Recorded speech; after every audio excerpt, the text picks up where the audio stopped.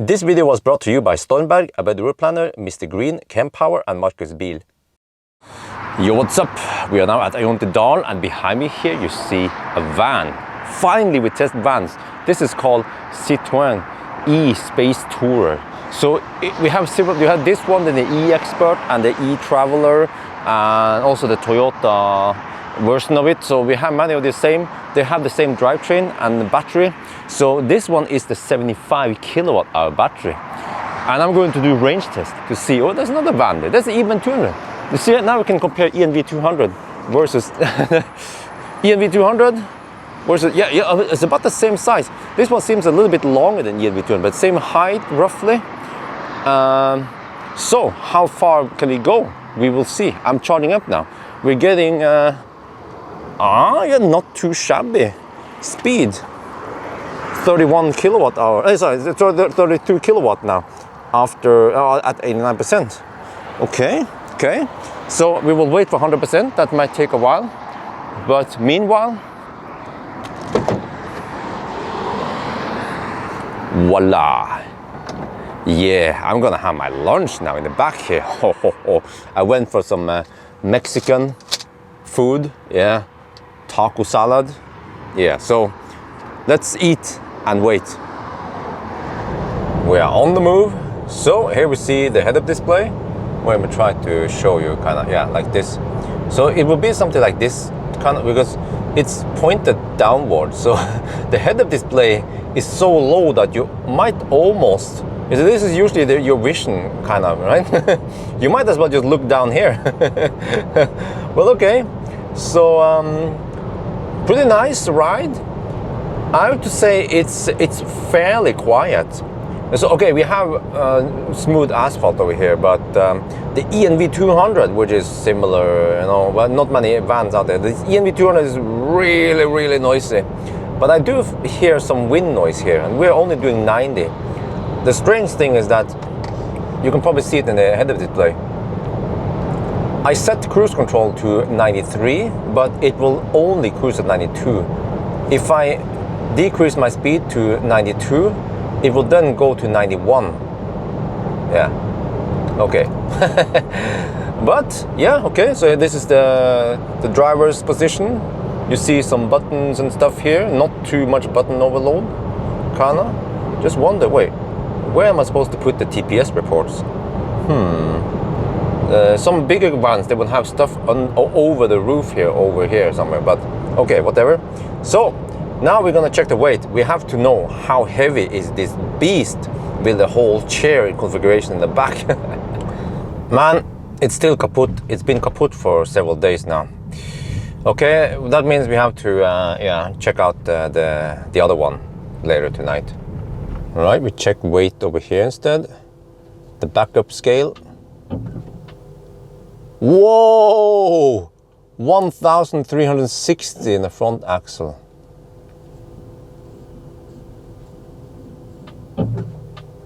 Well, 2,520. That's less than an e-tron.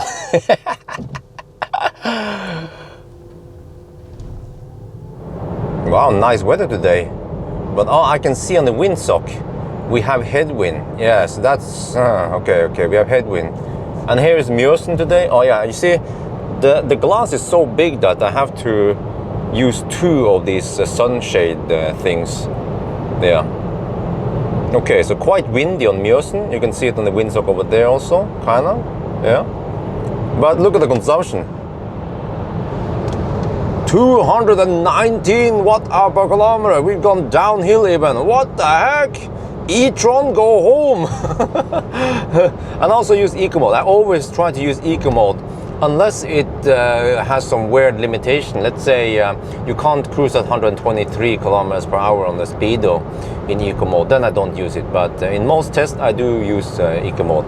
And here you see that we don't see state of charge in percentage. You just have that scale over there. So I guess we just have to try to trust GOM, right? And GOM is a little bit optimistic now. Claims 300 over 300 kilometers. Wait, do we have we just have analog stuff here. Well, I used the head-up display. Yeah, actually, that's a good reason to get head-up display, because you will see digitally the speed over there. Yeah. Okay, all good. We have now turned around at Rudshøgda. We're heading back. And look at the consumption now, okay? So it's 218 watt-hour per kilometer. So we had some headwind on the way here. Now we are riding on a tailwind, but over here it's not that windy. It's mostly windy around Mjøsen. Well, this is also Mjøsen, but it's mostly windy around Minnesund. So yeah, by the way, here, since you guys haven't seen it before, we also have the infotainment system similar to the other cars, but I can't use 3 fingers, and there is no HVAC setting thing in the side, so it seems to be a slightly stripped down version of it. But you guys recognize this. It's the same as the other Stellantis cars, kind of, yeah, mostly. This button here also seemed to use the same hardware as it was the EC4, and yeah. So they, yeah, I still feel like I'm driving a Stellantis car. All right, we are almost back at Dal, so let's check the distance. So I'm looking at this one now, and it turned 179 not long ago. So we have to wait and see until it hits 180. Okay, I have to pay attention here. So let's see. We're about to exit. There, it just turned 180. Okay, since we don't have fractions here, so which means that we have to roughly estimate how much it is. I would say it's about 180.5. Yeah. So that equals to roughly 1% error. Actually, it could be 180.3 or 4 even. Yeah, so I would say about 1% under-reporting distance. Okay. Now we just have to drive a little bit more, because we are just a little under half battery. So we have to do a shorter loop now and then come back here again. But man, look at that consumption. 214 watt-hour per kilometer. Well, actually, corrected, it should be only 212. 212! Do you know what? This car is more efficient than e-tron, fat e-tron. In summer, fat e-tron, I measured 225. How the heck can a van be more efficient? Well, or how can the fat e-tron be so inefficient? Yeah, that's more the question. We are almost done with the test now. We did a little loop, and the range here was showing 4 kilometers, and then suddenly went to dash, yeah. And I heard from live stream, some guy said that you will get that range warning every 2%. It starts at 12.5%, and then for every 2%, like 10%, 8%, 6%, you get a warning in the screen. Bling! So we should be at somewhere between 6 and 4. There, the range one. Okay, now we have turtle mode. Turtle mode has occurred. Yeah, that could be 2% or something, or 4%, we don't know. Let's bail out now, yeah. Pull out now, pull out. We're back at Dal now, juicing up. So now we'll just charge up a little bit, and then we will do the high-speed test, and then we'll do the charging test, yeah. And then we'll look at the result afterwards. All right, we're on a high-speed run now, and the consumption is only 361 watt-hour per kilometer. But I noticed that this car accelerates like a dead horse, really. Even in sport mode, I tried. I'm flat out, and you can see the eco meter thing goes up there, so wow. Oh, it seems like it goes quite slow if you want to accelerate from 100 to 2. Yeah, I'm gonna try now. Okay. So let's see. We try to slow down a little bit. It's not gonna affect my test too much. Okay. Actually, you can see it in head-up display. That's even better. Okay, let's try this one. Okay, I'm gonna do flat out now. Bam! I'm hammering it. Pedal to the metal. Oh, it accelerates so slow. Wow. Okay, the sun is about to set in not too long, and it's a bit colder nowadays. Only 17 degrees Celsius. But I noticed there must be something wrong. You see, the HVAC is set to 26 degrees Celsius, and it's still cold here. I feel like it's blowing some cold air here. So I don't know what's up with the HVAC. I have it on auto, but I'm not getting much heat from the car. That's not good. And also when it comes to consumption, so far we are looking at 345 watt-hour per kilometer. Wow. Okay, let's drive a little bit more and then we end at Dar. Interesting.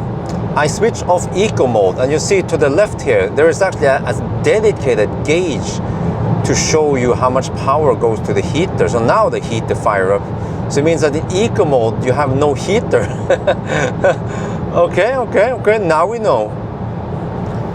Well, we're back home, so let's take a look at the results. So this is slightly different than the regular test I do. So as for the range, I only drive it down to when I say C dash dash dash, and then there's a little bit of percentage below it, but I don't use it because we don't know how much we have. So that's why you see we only measured 62.2 kilowatt hour. This is a 75 kilowatt hour battery. So there must be some buffers below it that was actually changed not long ago after they also changed the charging curve for the Stellantis cars. But I cannot count on it. Regular people, they do not drive it below dash dash dash or whatever looks like zero. But you see that actually at 90 kilometers per hour, this e-Space Tourer van consumes less energy than the Audi Fat e-tron 55. That's just crazy, man.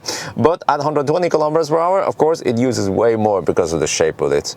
But okay, compared to the EQV, on the other hand, you see that EQV was also pretty thirsty, but that was in winter, freezing cold. So I would expect that the EQV in summer would be way better. Okay, not as low consumption this one, of course, because EQV is bigger, but range-wise, it should be pretty similar.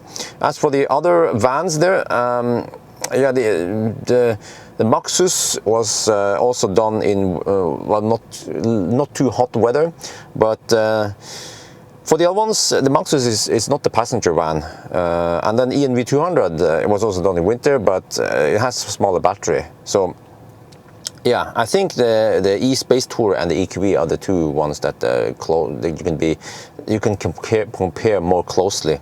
Also similar in price, but the Mercedes is more expensive, around 150, 200k more expensive, roughly.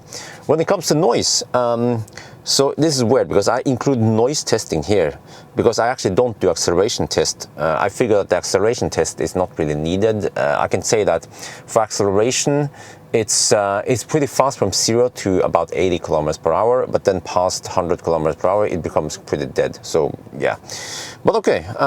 As for noise, some people in the live stream claim that this van was noisy. It's actually not that noisy.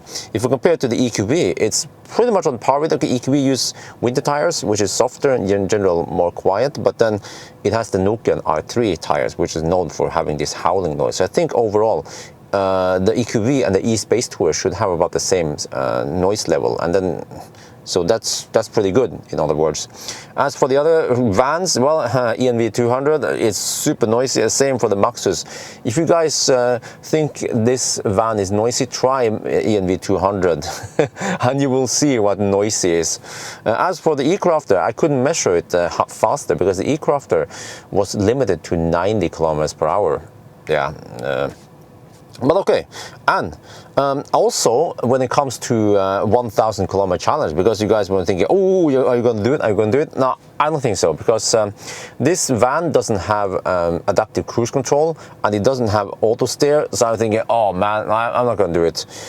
But I can estimate it. Yeah, so that's what I did. I can show now. So this table here, I have to explain. The 180 means the range at 120 kilometers per hour, even though we will probably not drive at those speeds, but it will give you some indication anyway. And then the 40, 45, 50, that one is the how many percent you charge from. Charge to. You charge from 10%. and arrive with roughly 10% and then charge to whatever percentage. And then the third one there is then how long it takes to charge to that level. And then the interesting part is the time you see there. So you see, according to my estimation, it will take around 13 hours roughly. The reason why the numbers are a little bit weird up and down is because there might be some round-off error, because I don't count seconds, I count just half minutes roughly.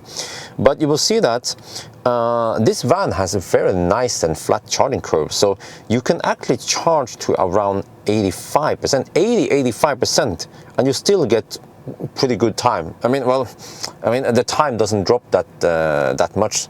So yeah, but I'm not going to do it, but I can then predict that it will take roughly 13 hours, and that's actually around 1 hour faster than the EQV. But the EQV, yeah, that did it in 14 hours, was done in quite cold winter temperatures. So maybe if I did the EQV in summer, it will also be 13 hours. But 13 hours, that is a lot slower than passenger cars, right? That does it in 10, 11 hours. Yes, but I think for a van like this, the more people you have in the back, or if you have a big family like Elon Musk has, or something, you go a trip with, how many? You have 8 seats here, yeah. Wait. No, sorry. 7 seats. This is a 7-seater. Yeah, I should mention that this is the M version that is 4.9 meters long. You can also get in the L version, which is over 5 meters. That would probably be slightly thirstier, but maybe not that much. But with so much space, and once you actually go on a proper trip with people, lots of people, then you can, and you shouldn't hammer at 120 kilometers per hour, maybe maximum 100 kilometers per hour. That means that you will most likely have to drive around 3 hours, 2.5, 3 hours before you have to take the first charging stop. And then once you stop, like we saw on the table, it takes around, what was the time again? Yeah, it takes actually only around half an hour to 45 minutes. Well, only, but time flies when you have a bunch of people with you, and everyone has to go to the restroom, or they want to have a food or something. So you can easily burn 45 minutes, maybe an hour before everyone is ready to go again.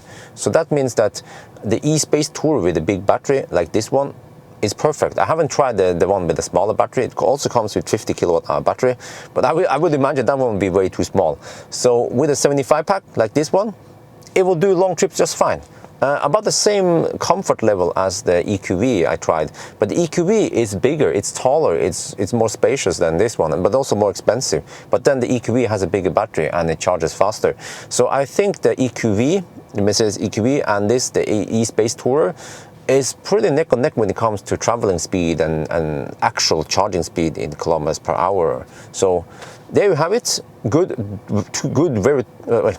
Two very good alternatives for big family car. Yeah, so I think that's going to be it for now. Yeah, slightly different one, but I figured that this is the best way to do it since I'm not doing acceleration test. So yeah, I hope you guys enjoyed this video. As always, thank you for watching, and talk to you later.